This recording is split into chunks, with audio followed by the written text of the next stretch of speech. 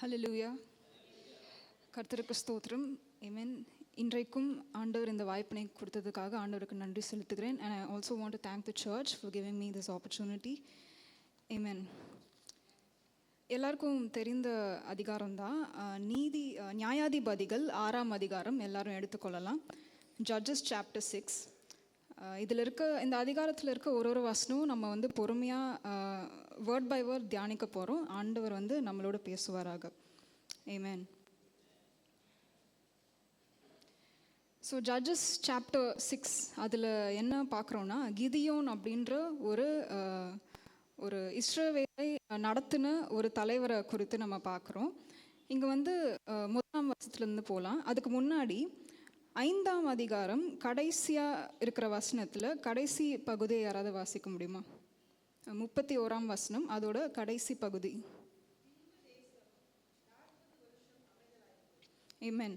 So இதுக்கு முன்னாடி என்ன நடக்குதுன்னா so the land had rest for 40 years. 40 வருடம் தெபோரா என்ற ஒரு ஜட்ஜ் இருக்காங்க. ஸோ அவங்க கீழே ஆண்டவர் இஸ்ரவேல் ஜனங்களை நடத்தி கொண்டு வருகிறார். அதில் 40 வருடம் அந்த தேசம் அமைதியாக இருந்தது அப்படின்னு சொல்லிட்டு பார்க்குறோம். ஸோ ஆண்டவர் அவர்களுக்கு நல்லவராக இருந்து அவர்களும் ஆண்டவருக்கு கீழ்ப்பணிந்து நடந்தனால அந்த 40 வருடங்கள் ஆண்டவர் நடத்தி கொண்டு வருகிறார். இப்போது இதெல்லாம் முடிச்சுட்டு என்ன ஆகுது? 6ஆம் அதிகாரம் 1ஆம் வசனத்தில் யாராவது வாசிக்கும்படி கேட்கிறேன்.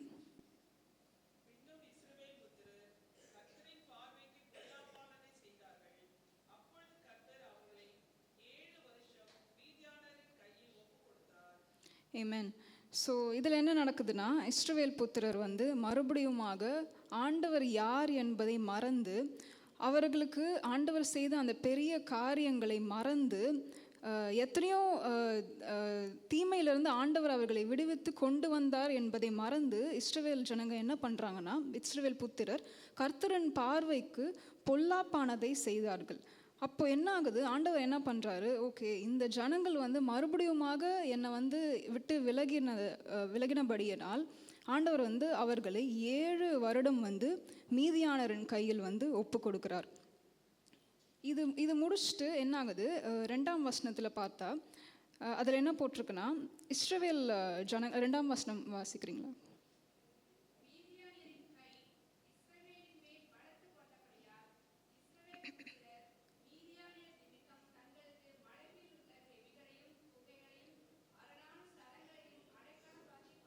Amen. ஸோ இதெல்லாம் போட்டிருக்கு, Israelites are so oppressed by the Midianites. அவங்க என்ன செய்வது என்று அறியாமல், எங்கே போவது என்று தெரியாமல் என்ன பண்ணுறாங்கன்னா, மலைகளில் உள்ள கெபிகளையும் குகைகளையும் அரணான ஸ்தலங்களையும் அடைக்கலமாக்கி கொண்டார்கள் அப்படின்னு போட்டிருக்கு. இவ்வளவு பெரிய தேவன் அவர்களோடு இருந்ததை அவங்க என்ன பண்ணுறாங்க, கொஞ்சம் கூட நினைவு கூடாமல் அந்த ஒரே மெய் தேவனை வணங்குகிற இஸ்ரவேல் மக்கள் பயந்து ஒளிந்து குகைகளிலும் மலைகளின் அரணான ஸ்தலங்களிலும் அவர்களுடைய உண்மையான ஒரு அடைக்கலத்தை மறந்து அவங்க போய் ஏதேதோ காரியங்களில் மறைஞ்சு கொள்கிறாங்க. they sought the dens, the caves and the strongholds which are in the mountains. அவங்களுக்கு அந்த நேரத்தில் அவ்வளவு அதிகமான ஒரு அப்ரெஷன் இருந்தனால அந்த நேரத்தில் எங்கே போகிறது என்று தெரியாமல் அவர்களுக்கு அவ்வளவு பெரிய தேவனை அவர்கள் மறந்து அந்த அவங்களுடைய கோட்டை யார், கேடகம் யார், அவர்களுக்கு உதவி செய்கிற ஒரு கண்மலை அவ்வளோ பெரிய தேவன் இருக்கிறார் என்பதை மறந்து அவங்க ஏதேதோ ஒரு விஷயங்களை தேடி போனாங்க. இன்றைக்கு கூட நம்ம வாழ்க்கையில், ஈவன் இன் ஆர் லைஃப்ஸ், இந்த உலகத்தின் காரியங்கள், சத்துருவின் அழுத்தம் மிக அதிகமாக இருக்கும் சூழ்நிலைகளிலே நம்ம என்ன பண்ணுறோம்? நம்ம விழுந்து போகிறோம். அப்போது அந்த மாதிரி நேரங்களில் தெரியாமல் நம்ம பாவம் பண்ணிடுறோம். we yield to the things of this world. நம்ம அந்த அழுத்தத்தை தாங்க முடியாத நேரங்களில் நாமளும் விழுந்து போகிறோம். அந்த மாதிரி நேரங்களில் what do we make as our refuge in our lives? நம்ம எதை அடைக்கலமாக தேடுறோம்? நம்மளோட சொந்த பலத்தையா? do we rely on our knowledge, our strength, our friends, our family? நமக்கு சுற்றி இருக்கிற நண்பர்கள், உறவினர்கள், அவர்களை தேடுகிறோமா அடைக்கலமா? நமக்கு இருக்கிற செல்வாக்கா? ஒருவேளை நமக்கு இருக்க பணம் இருக்குது, என்னால் எந்த காரியம் வேணால் அதை வச்சு செஞ்சிடலான்னு சொல்லிட்டு நமக்கு இருக்க பணமாக do we make all these things as our refuge in our lives?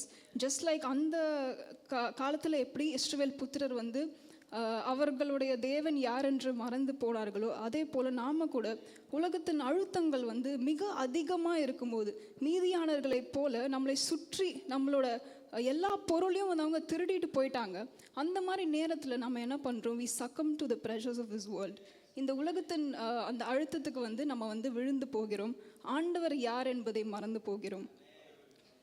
So ஒரு பிரச்சனைன்னு வரும்போது எனக்கு எல்லாமே இருக்குன்னு சொல்லிட்டு நம்ம சுயத்தின் மேல் நம்ம சாஞ்சிரும். ஃபஸ்ட்டு வந்து ஆண்டவரை தேடாமல் நமக்கு தெரிஞ்ச கெபிகளையும் குகைகளையும் நமக்கு இருக்கிற அந்த ஸ்ட்ராங் ஹோல்ஸையும் நம்ம என்ன பண்ணுறோன்னா அதில் போய் ஒளிஞ்சுக்க ட்ரை பண்ணுறோம். எப்படியாச்சும் அதுலேருந்து வந்து நம்ம வந்து வெளியில் வந்துடலான்றது. ஆனால் இப்போ வந்து அடுத்து 3ஆம் வசனத்தில் பார்க்கும் பொழுது நானே படிச்சிடுறேன். என்ன நடக்குதுன்னா, இஸ்ரவேலர் விதைத்திருக்கும் போது மீதியானரும் அமலேக்கியரும் கிழக்கத்து புத்திரரும் அவர்களுக்கு விரோதமாய் எழும்பி வந்து அவர்களுக்கு எதிரே பாளையம் இறங்கி காசாவின் எல்லை மட்டும் நிலத்தின் விளைச்சலை கெடுத்து இஸ்ரவேலிலே ஆகாரத்தையாகிலும் ஆடு மாடுகள் கழுதைகளையாகிலும் வைக்காதே போவார்கள். ஸோ இங்கிலீஷில் என்ன போட்டிருக்குன்னா, they would encamp against them and destroy the produce of the earth as far as Gaza and leave no sustenance for Israel. அவர்களுக்கு வந்து ஒரு ஆகாரத்தை கூட வந்து விட்டு விடாமல் வந்து மீதியானவர்கள் வந்து எல்லாவற்றையுமே வந்து அழித்து கொண்டு போவார்கள். ஒரு சின்ன காரியங்கள் கூட வந்து விட்டு விட மாட்டாங்க அப்படின்னு சொல்லிட்டு போட்டிருக்கு. ஸோ நம்ம வாழ்க்கையில் கூட எவ்ரி டைம் அவங்களுக்கு என்ன ஆகுதுன்னா, இஸ்ரவேல் புத்திரர்கள் every time they sowed a seed, எப்போல்லாம் வந்து ஒரு விதை சொல்லிட்டு விதைக்கிறாங்களோ அவங்க மனசில் வந்து என்ன இருக்குன்னா, all they had was fear. எங்கே வந்து சத்ரு எப்போ வருவான், எப்போ வந்து நான் வந்து விதைக்கிற இந்த விதையை வந்து எடுத்துக்கொண்டு போவான், அந்த பயத்தோடே போய் தான் வந்து அவங்க விதைச்சிட்டு இருந்தாங்க. ஏன்னா அவங்களோட அடைக்கலம் வந்து யார் என்று அவர்கள் மறந்து அவங்க வந்து கெபியும் மவுண்டன்ஸ்லேயும் வந்து குகைகளும் இருந்தனால ஒவ்வொரு வாட்டியும் வந்து அவங்க ஏதாச்சும் ஒரு காரியங்களை விதைக்கும் போது they had so much fear in their lives because they didn't put their refuge in the God who actually delivered them. So நம்மள நிறைய பேர் கூட நிறைய விஷயத்தை நம்ம வந்து வாழ்க்கையில் விதைக்கிறோம், நம்ம வந்து பிரயாசப்படுகிறோம், ஆனால் வந்து பலன் கிடைக்க மாட்டேங்குது. நம்ம வந்து உழைக்கிறோம், ஆனால் வந்து அதுக்கேற்ற வந்து பலன் வந்து நம்மளால் வந்து அதை வந்து அறுவடை செய்ய முடியல. ஏனென்றால் ஒவ்வொரு தடவையும் வந்து ஏதாச்சும் புதுசாக செய்யலாம், ஒரு இனிஷியேட்டிவ் நம்ம வாழ்க்கையில் எடுக்கும்போது தி enemy comes and takes it away. சத்ருவானவன் வந்து எப்படி அதை அழிக்கலாம் என்று அவன் யோசிச்சு கொண்டு இருக்கான். Because it chase the enemy comes to steal, kill and destroy. நம்மளை வந்து அழிப்பதற்கும் நம்ம கொடுக்குற ப்ரொடியூஸை வந்து திருடி கொள்ளை பொருளாக எடுத்துக்கொண்டு போவதற்கும் வந்து இந்த சத்ரு இருக்கிறான் என்று வேதம் சொல்லுகிறது. நம்மளோட வாழ்க்கையிலும் வந்து இந்த வசனம் வந்து உண்மையாகவே இருக்கிறது. பட் 5ஆம் வசனத்தில் என்ன போட்டிருக்குன்னா, ஹவு டஸ் ஹீ கம், அந்த எனிமி வந்து எப்படி வரான் அப்படின்னு போட்டிருக்கு. 5ஆம் வசனம் யாராவது வாசிக்கும்படி கேட்கிறேன்.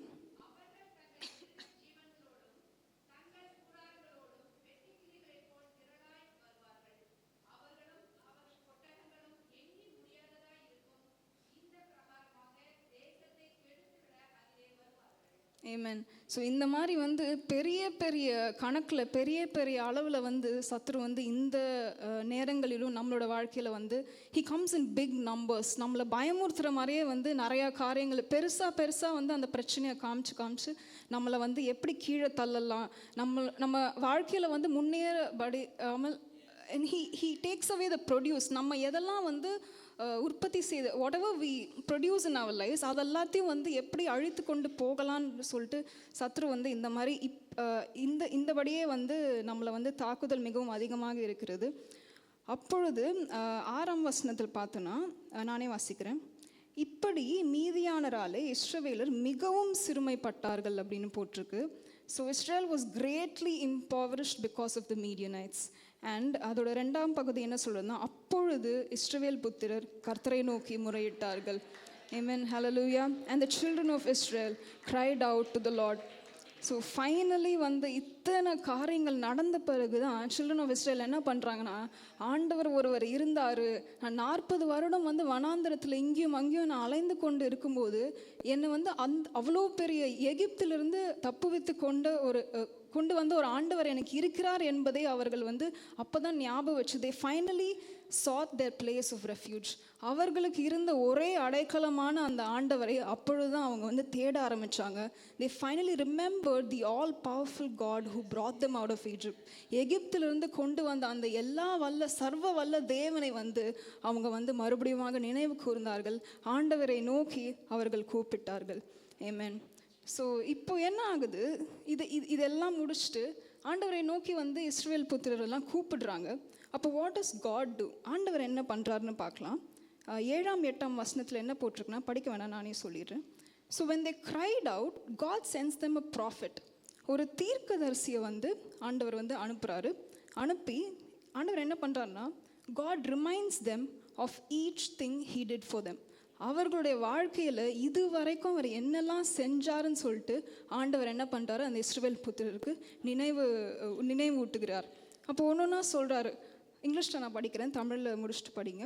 I brought you up from Egypt and brought you out of the house of bondage, and I delivered you out of the hand of the Egyptians and out of the hand of all who oppressed you, and drove them out before you and gave you their land. தமிழில் யாராவது வாசிக்கும்படி கேட்கிறேன். 7-8.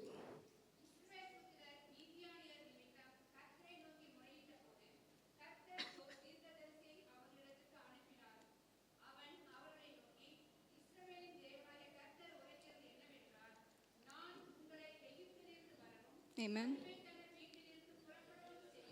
Amen. And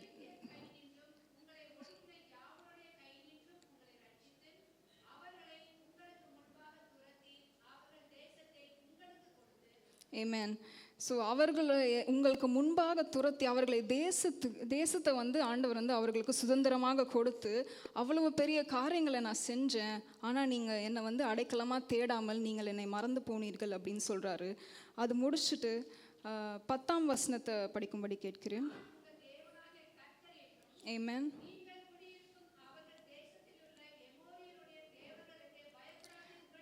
Hallelujah. Amen. Amen. But Amen. Amen. Also I said to you, I am the Lord your God. Do not fear the gods of the Amorites in whose land you dwell, but you have not obeyed my voice. ஆண்டவர் வந்து ஸ்பெசிஃபிக்காக சொல்கிறாரு, நான் உங்ககிட்ட சொன்னேன், நானே உன் தேவனாகிய கர்த்தராக இருக்கிறேன், நீங்கள் அந்த அமோரிய தேவர்களுக்கு பயப்படாமல் என்னை நம்பி இருங்க அப்படின்னு சொல்லிட்டு ஆண்டவர் சொல்கிறாரு. ஆனால் இந்த வசனத்தில் போட்டிருக்கு, நீங்கள் வந்து நான் அப்போவே வந்து அந்த தேசத்தை எல்லாத்தையும் உங்ககிட்ட கொடுத்துட்டேன், அதுக்கு பயப்படாதீங்கன்னு சொன்னேன், ஆனால் நீங்கள் என்னோட சத்தத்தை கேளாமற் போனீர்கள். But you have not obeyed my voice. இன்றைக்கும் கூட ஆண்டவர் சொல்கிறாரு, நான் உங்களுக்கு எல்லாமே கொடுத்துருக்கேன். Israel, I have given you everything. உன்னை வந்து உன்னோட எனிமீஸ்க்கு மேலே ஒரு ரூலராக வச்சுருக்கேன். அந்த வந்து உன்னோட சத்ருவன் நிலத்தை எல்லாத்தையும் உனக்கு கொடுத்து அதற்கு மேலே ஒரு அதிபதியாக நான் உன்னை வச்சுருக்கேன். இருந்தாலும் வந்து நீ என்னுடைய சத்தத்தை கேளாமற் போனாய். Most often the cause of a problems, நம்ம லைஃப்பில் வர ப்ராப்ளம்ஸோட வந்து காஸ் என்னென்னா, இட்ஸ் நாட் தி எனிமி, நம்ம தான் வந்து அதுக்கு மூளை காரணமாக இருக்கும். ஏன்னா it's a fear of the enemy. ஏதாச்சும் வந்து அந்த பயத்தில் ஏதாவது ஆயிடுமோ, வாழ்க்கை இப்படி போயிடுமோ அப்படின்னு அந்த பயத்திலே வந்து சத்துருக்கு பயந்து நம்ம வாழறனால தான். அந்த வருஷத்தில் வந்து அப்படி தான் போட்டிருக்கு. என்ன போட்டிருக்குன்னா, do not fear the gods of the Amorites. நான் சொல்லியிருந்தேன், அந்த அமோரிய தேவர்களை வந்து நீங்கள் பயப்படாதீங்கன்னு நான் சொல்லியிருந்தேன். இருந்தாலும் வந்து நீங்கள் சத்துருக்கு பயந்து என்னை தேடாமல் போனனால தான் வந்து இத்தனை பிரச்சனைகளும் வந்து வந்தது. So problems start when we don't fear God, but we fear the gods of this world. இந்த உலகத்தின் தெய்வங்களை நம்ம எப்போ பயப்பட ஆரம்பிக்கிறோமோ, உலகத்தின் காரியங்களுக்கு எப்போ நம்மளே வந்து ஒடுங்கி போய் நம்மளை விட்டு கொடுக்குறோமோ, அப்போ தான் வந்து நம்ம வாழ்க்கையில் பிரச்சனைகள் வந்து ஸ்டார்ட் ஆகுது. when we submit to the things of this world, தேவையில்லாத காரியங்களுக்கு வந்து நம்ம வந்து அந்த டோரை ஓப்பன் பண்ணும்போது அப்போ தான் வந்து அந்த பிரச்சனைகள் வந்து மிகவும் அதிகமாகிறது. ஆனால் but will God leave us just like that? ஆண்டவர் நம்ம அப்படியே விட்டுருவாரா? ஓகே, 40 ஆண்டுகள் நான் உங்களுக்கு தேவனாக இருந்தேன், 7 வருடம் வந்து நீங்கள் வந்து நான் சொல்கிறத கேட்கவே இல்லைன்னு சொல்லிட்டு ஆண்டவர் நம்மளை விட்டுருவாரா? நிச்சயமாகவே இல்லை. Amen. Hallelujah. Hallelujah. Praise God. Hallelujah. அதனால் 11வது வசனத்தில் என்ன ஆகுதுன்னா, இது எல்லாமே நடந்துட்டுருக்கு. இப்போ இந்த பிரச்சனைலாம் நடந்துட்டுருக்கு. இப்போ தான் வந்து அந்த ஒரு ஸ்பெஷல் கேரக்டரை நம்ம பார்க்க போகிறோம். Summon name Gideon. கிதியோன் அப்படின்னு சொல்லிட்டு ஒருத்தர் வந்து இந்த வசனத்தில் வராரு. கிதியோன் அப்படின்னா feller, one who cuts down அப்படின்னு அர்த்தம். அதாவது எல்லாவற்றையும் வந்து one who cuts down is எல்லாவற்றையும் வந்து அடித்து போடுகிறவன், வெட்டி போடுகிறவன், எல்லாவற்றையும் வந்து வெட்டி போடுகிறவன். அதுதான் வந்து கிதியோன் என்ற வார்த்தைக்கு அர்த்தம். அப்போ வந்து இந்த பிரச்சனை எல்லாமே நடந்துட்டுருக்கு. அப்போ வந்து கிதியோன் என்ன பண்ணுறாருனா, அந்த கோதுமையை வந்து மீதியானவர்கள் வந்து எப்படியா எடுத்துகிட்டு போகக்கூடாது சொல்லிட்டு அதை மறைச்சு வைக்கணும்னு சொல்லிட்டு ஹீஸ் த்ரெஷிங் தெம் இந்த வைன் ப்ரெஸ். தமிழில் என்ன போட்டிருக்குன்னா, ஆலைக்கு சமீபமாய் அதை போரடித்தான் அப்படின்னு போட்டிருக்கு. ஸோ வந்து யாருமே பார்த்துடக்கூடாது, நம்ம இதை எப்படியா பத்திரப்படுத்தி வைக்கணும், சத்ரு வந்து எடுத்துகிட்டு போயிடக்கூடாது அப்படின்னு சொல்லிட்டு கிதியோன் வந்து பண்ணிகிட்ருக்காரு. 12ஆம் வசனத்தை வாசிக்கும்படியாக கேட்கிறேன். ஆமென். ஹல்லேலூயா. ஆமென், ஆமென். ஸோ இந்த பயத்தின் நேரத்தில் யாருமே பார்க்கக்கூடாதுன்னு சொல்லிட்டு ஒளிஞ்சு பயந்து கொண்டு இருக்க அந்த கிதியோனை நோக்கி கர்த்தருடைய தூதனானவன் தரிசனமாக என்ன சொல்கிறார்னா, பராக்கிரமசாலியே, கர்த்தர் உன்னோடே இருக்கிறார் என்றார். ஹல்லேலூயா, ஹல்லேலூயா, ஆமென். இஸ்ரவேலர்கள் வந்து அவ்வளவு they were so oppressed in a bad condition. அந்த மாதிரி இருக்கிற அந்த நேரத்தில் வந்து ஆண்டவர் வந்து கிதியோனுக்கு தரிசனமாகி என்ன சொல்கிறார்னா, பராக்கிரமசாலியே, கர்த்தர் உன்னோடே இருக்கிறார் என்றார். மைட்டி மேன் ஆஃப் வேலர் அப்படின்னு சொல்லிட்டு கிதியோனை நோக்கி அன்னைக்கு சொன்னார். இந்த மாதிரி திடீர்னு வந்து சொன்னால் திடீர்னு நம்மளும் பயந்துருவோம்ல, we will get afraid, right? திடீர்னு வந்து யாரோ ஒருத்தர் வந்து பராக்கிரமசாலியே அப்படின்னு சொல்லும் போது நானே வந்து மறைஞ்ச எல்லாத்தையும் எப்படி ப்ரொடெக்ட் பண்ணலான்னு பார்த்துட்ருக்கேன். இப்போ திடீர்னு இந்த மாதிரி வந்து ஒரு தூதன் தரிசனமாகி சொல்கிறாரு. ஆனால் வந்து ஆண்டவர் இன்றைக்கும் கூட நம்ம வாழ்க்கையிலும் ஆண்டவர் என்ன சொல்கிறார்னா, டு த பீப்புள் ஹியர், இன்றைக்கு இங்கே வந்திருக்கிற ஜனங்களை நோக்கி ஆண்டவர் சொல்கிறார், பராக்கிரமசாலியே, கர்த்தர் உன்னோடே கூட இருக்கிறார். ஆமென். ஹல்லேலூயா, ஹல்லேலூயா.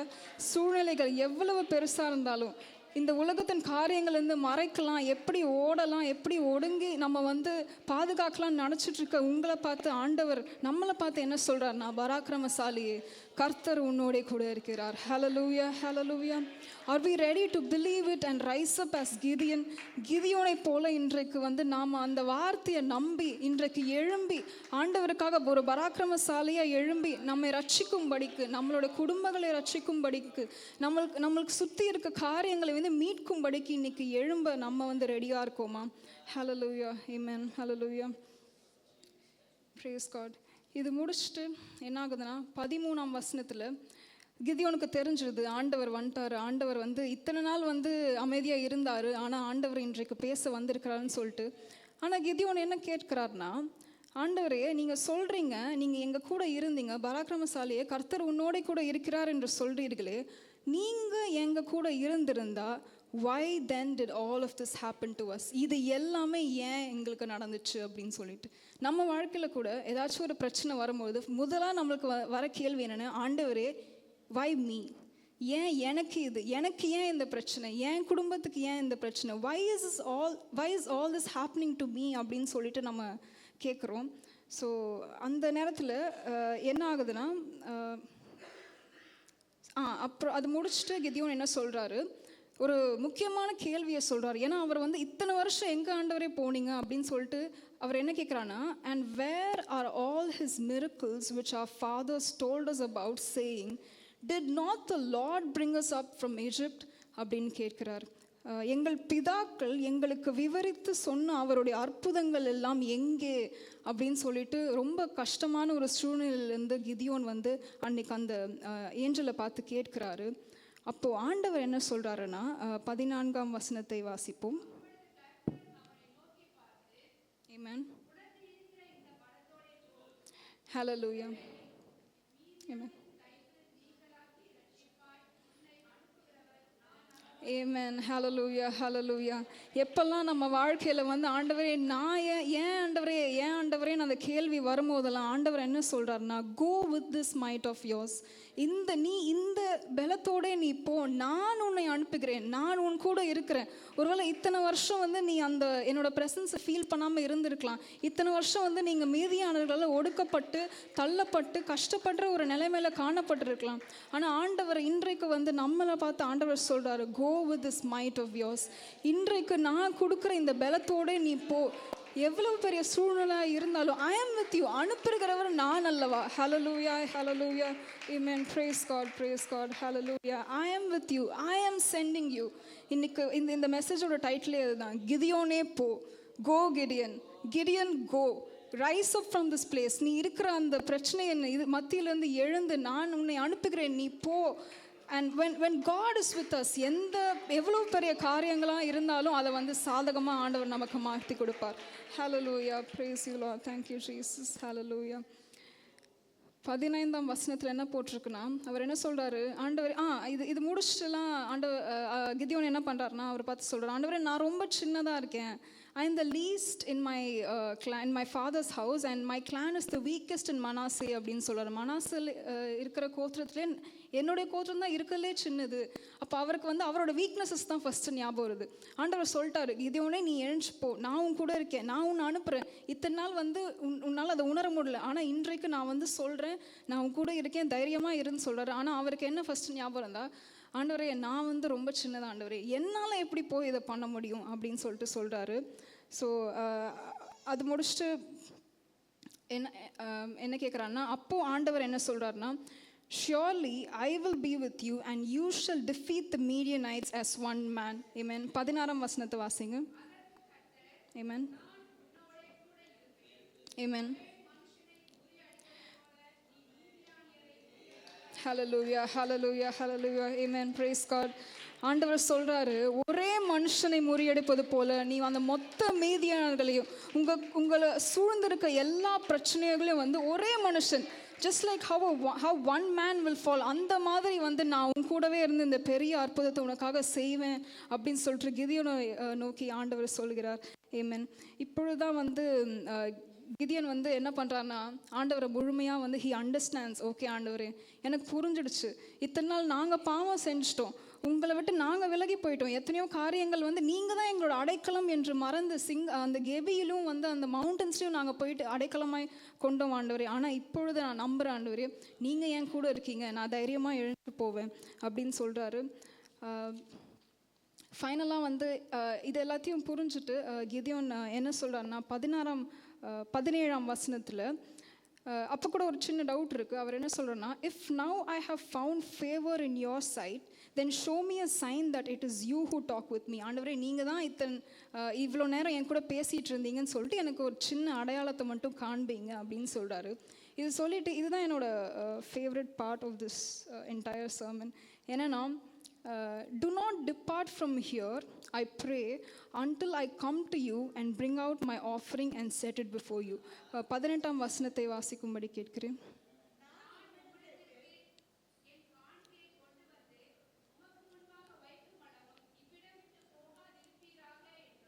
Hallelujah. Amen, amen. Amen, hallelujah. And he said, I will wait until you come back. ஹல்லேலூயா. இந்த மெசேஜோட மெயின் பாயிண்ட்டே என்னென்னா, bring back your offering.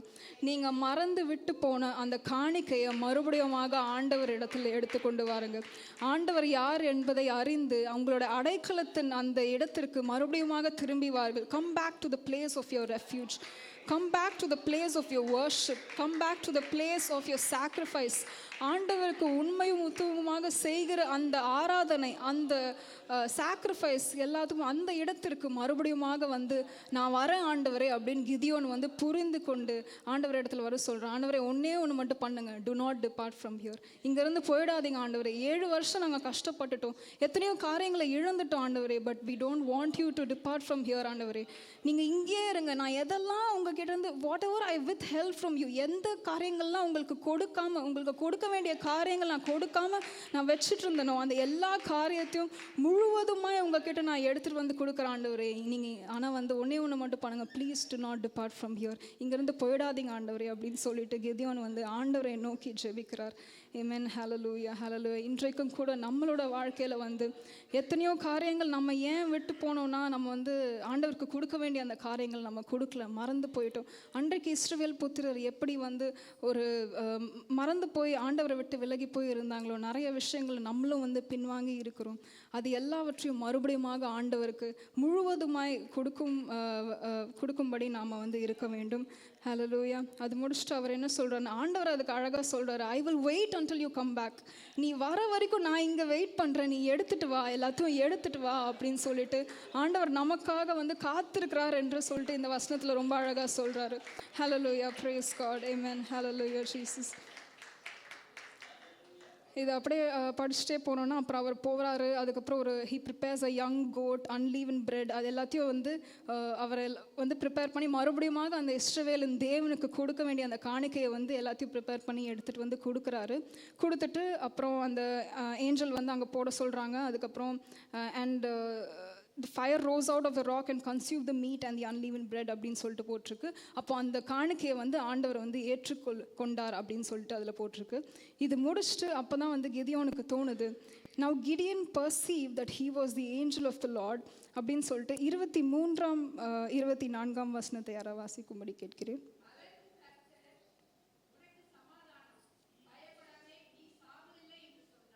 Amen.